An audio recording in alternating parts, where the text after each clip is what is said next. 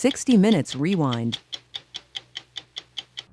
60 Minutes' next guest columnist, Bill Moyers, was press secretary to Lyndon Johnson, publisher of Newsday, and he is now a working journalist like the rest of us.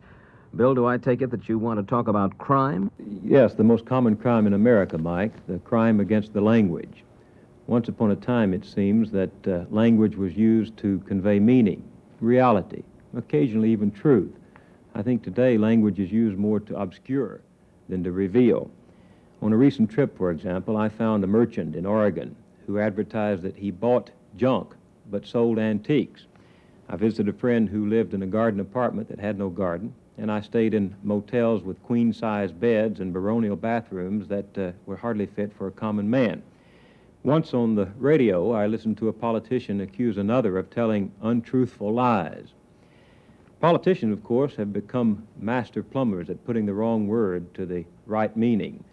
Secretary of Defense Laird recently refused to concede that our planes were bombing North Vietnam. He said only that they were on protective reaction strike missions. The Vice President of the United States, of course, in the recent campaign, went around the country accusing people who disagree with him of being radical liberals, although that's a contradiction in terms and a slogan of passion, not precision. Mr. Agnew is in fact the only politician ever to take the oath of office with his hand on a dictionary instead of a Bible.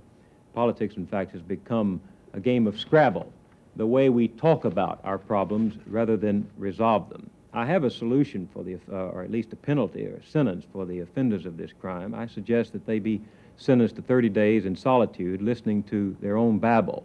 Maybe then we'll get some action instead of some diversion.